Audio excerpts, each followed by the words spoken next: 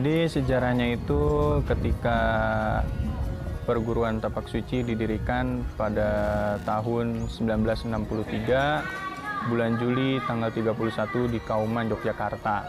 Di Banjarnegara, Jawa Tengah, Kiai Haji Syuhada pada tahun 1872 memiliki seorang putra yang diberi nama Ibrahim. Sejak kecil ia menerima ilmu pencak dari ayahnya. Ibrahim tumbuh menjadi pendekar yang menguasai pencak ragawi dan batin, atau inti tapi sekaligus ulama yang menguasai banyak ilmu. Kemudian berganti nama menjadi Kiai Haji Busyro Syuhada. Pada tahun 1921 di Yogyakarta, bertemulah Kiai Haji Busyro Syuhada dengan kakak beradik Ahmad Dimyati dan Muhammad Wahib. Dalam kesempatan itu mereka adu ilmu pencak antara M. Wahid dan M. Burhan. Kemudian A. Dimyati dan M. Wahib dengan pengakuan yang tulus mengangkat Kiai Haji Busyro Syuhada sebagai guru dan mewarisi ilmu pencak dari Kiai Busyro Syuhada yang kemudian menetap di Kauman. Menelusuri jejak gurunya, Ahmad Dimyati menggembara ke barat sedang M. Wahib menggembara ke timur, sampai ke Madura untuk perjalanan adu kaweru atau uji ilmu. Pewaris ilmu Banjaran mewarisi juga sifat-sifat gurunya, M. Wahib, sebagaimana Kiai Haji Busyro Syuhada. Bersifat keras, tidak kenal kompromi, suka adu kaweru. Untuk itu sangat menonjol nama M. Wahib dan daripada A. Dimyati. Sedangkan A. Dimyati yang banyak dikatakan ilmunya lebih tangguh daripada adiknya M. Wahib. Tetapi karena pendiam dan tertutup maka tidak banyak kejadian-kejadian yang dialami. Sebagaimana M. Burhan yang mempunyai sifat dan pembawaannya sama dengan A. Dimyati.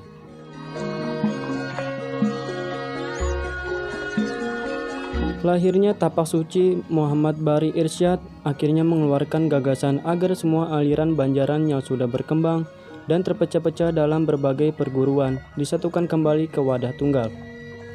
Pendekar besar M. Wahib merestui berdirinya satu perguruan yang menyatukan seluruh perguruan di Kauman.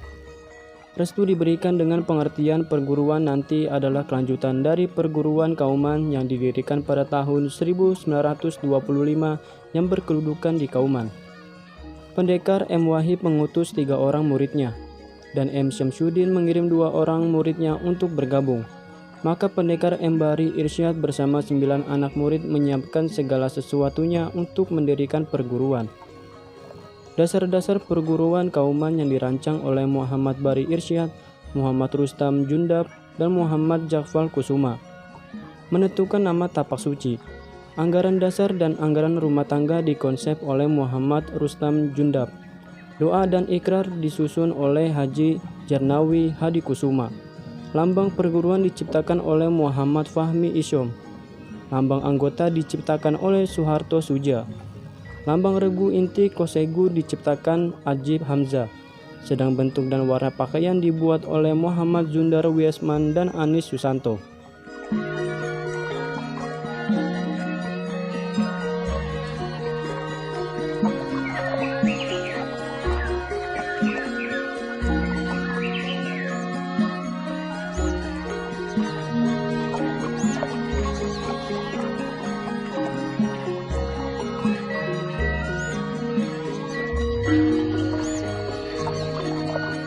Tapak suci sendiri memiliki 8 jurus. Yang pertama ada katak, ada mawar, ada harimau, ada lembu, ada merpati, ada raja wali, ada ikan terbang, dan ada naga.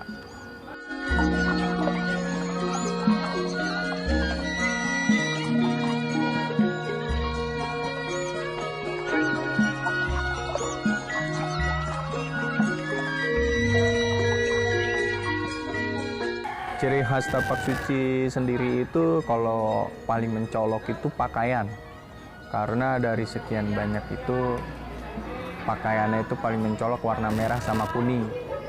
Nah, dan biasanya hormat juga dia ciri khas hormatnya seperti ini. Nah, ini ciri khas hormatnya dari tapak suci. Dan ciri khas yang lainnya adalah ketika kita mau mau memulai latihan, itu biasanya kita melakukan pembukaan seperti doa. Nah, di doa tersendiri itu kita diawali dengan syahadat. Makanya ketika ada non-muslim yang ikut latihan, kita untuk berdoa secara agamanya.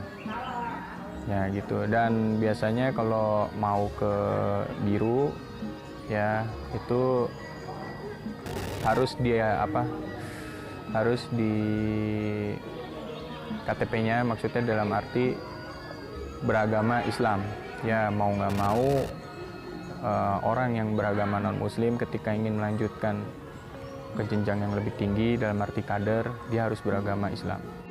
Tapak suci sendiri memiliki, ya di seluruh Indonesia ada, karena tapak suci sendiri itu mengikuti Ortonom Muhammadiyah yang dalam arti secara nasional di 34 provinsi ada.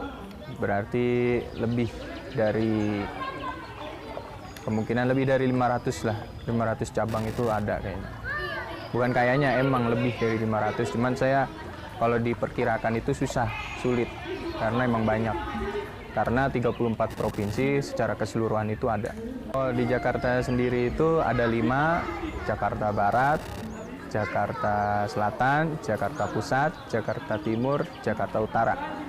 Kalau prestasi tapak suci putra Muhammadiyah, prestasi yang sering didapatkan itu adalah kejuaraan tingkat internasional maupun nasional. Misalnya seperti Asian Games, SEA Games, Kejurda, kejuaraan dunia tingkat perguruan ataupun tingkat nasional, yang lain-lain itu ada, kita sumbangsi. Contohnya kayak kakak-kakak yang di sana, contohnya kayak Iqbal Chandra dan lainnya, itu termasuk juga kita dapat penghargaan kayak di PON dapat emas, di Asian Games dapat emas. Nah, itu.